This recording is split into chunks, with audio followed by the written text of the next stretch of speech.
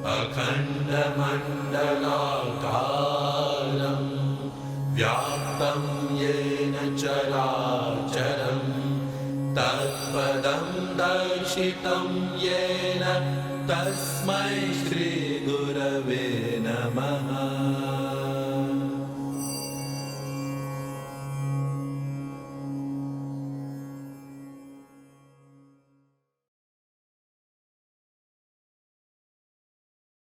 गुरुदेव, आपका वचन जैसे किसी शांत सरोवर पर पहली किरण गिरे, स्पष्ट, मौन, निर्विकल्प। हम कुछ नहीं लाए, न कला न विद्या, केवल एक निशब्द समर्पण जो आपके करुणा सागर में विलीन होना चाहता है।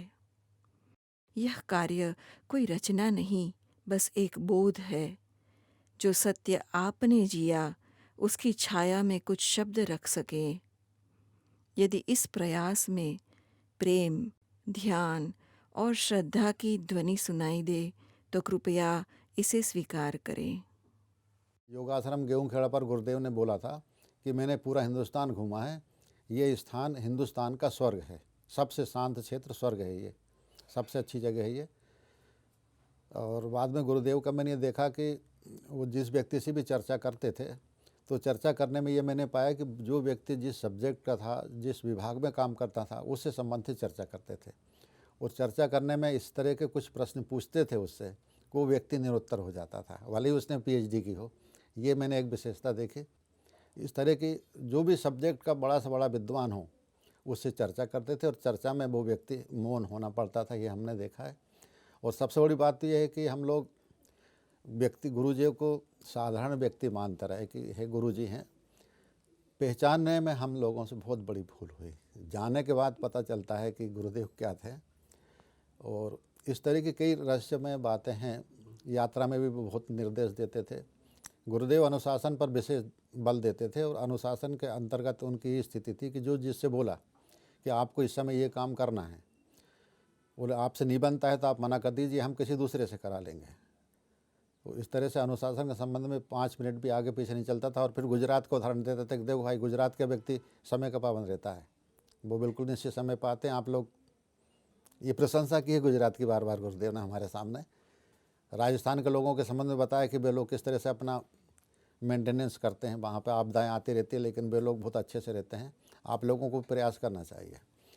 और एक ये मैंने देखा गुरुदेव में जो अपने यम नियम हैं, उनको जो उनके जीवन में देखा, वो वास्तविक 5 यम और 5 नियम को उन्होंने अंतिम समय तक पालन किया।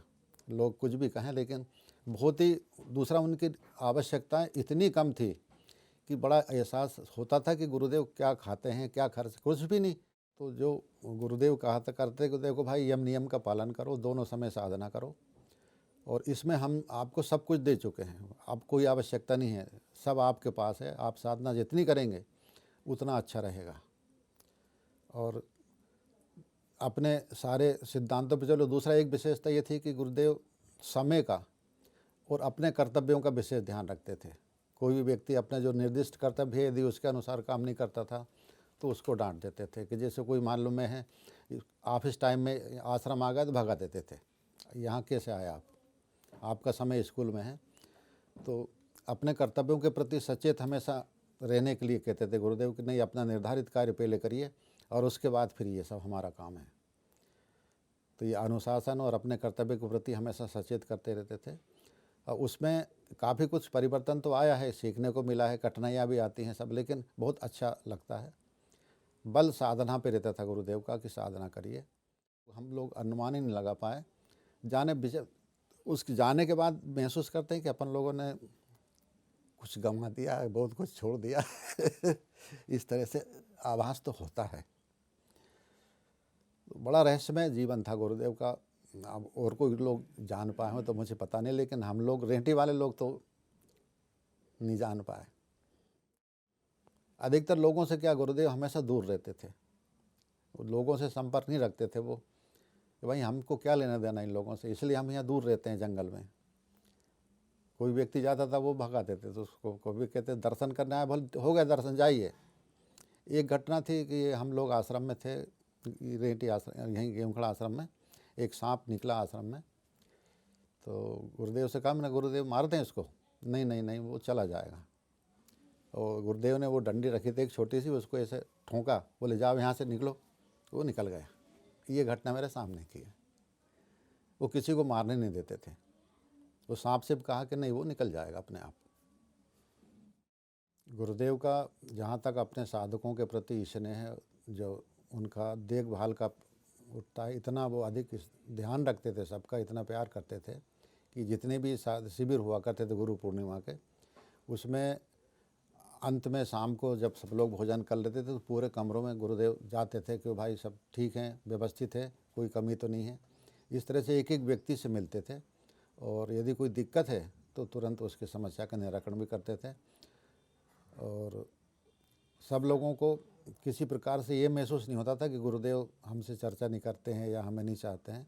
ये तो कोई कह ही नहीं सकता, कोई ये व्यक्ति शंका नहीं कर सकता गुरुदेव हमसे स्नेह नहीं रखते हैं।